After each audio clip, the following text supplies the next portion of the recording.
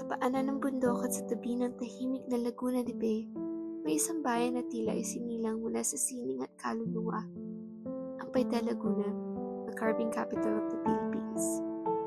Isang lugar kung saan ang bawat hibla ng kahoy ay may kwento at ang bawat likha ay may kaluluwa.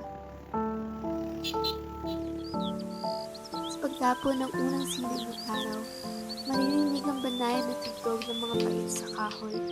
Sa mga masikip na kalsadang puno ng makasaysayang tahanan, tila musika ang tunog na ito. Isang tahimik na awit ng mga kamay ng mga artisano na nagpapandar ng kanilang sining sa loob ng daan-daang taon. Ang mga statwa ng mga santo at birhen ay sumasalamin sa pananampalatayang bumabalot sa komunidad. Bawat detalye ay tila buhay. Bawat imahe ay tila may sariling damdamin.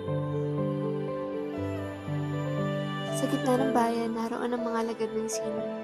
Mga taong humuhubog ng kahoy na nagiging mistulang buhay na nilalang. Sa kanilang mga mata, makikita ang kasaysayan ng mga ninuno.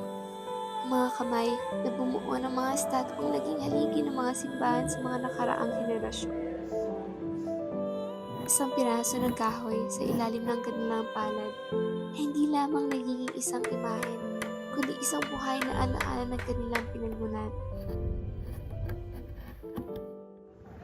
At hindi lang kahoy ang kanilang sining. Sa bawat sulok makikita ang mga taka, mga kulay na papel mache na figura na bumabalot sa bayan ng saya at imahinasyon. Ang mga ito tulad ng kahoy ay sumasalamin sa likas na talento ng mga tao. Mula sa reliyosong pananampalataya hanggang sa masayang pagkamalikhain.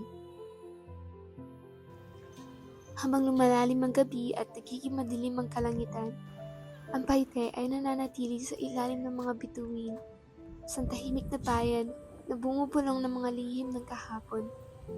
Sa bawat ukit, sa bawat imahen, nabubuhay muli ang mga kwentong nagpapakilala sa bayan. Sa bawat paghinga ng hangin mula sa lawa, ang Paita ay patuloy na nagpapaalala. Ito ang bayan ng sining, ng kaluluwa, ng hindi mamatay-matay na tradisyon.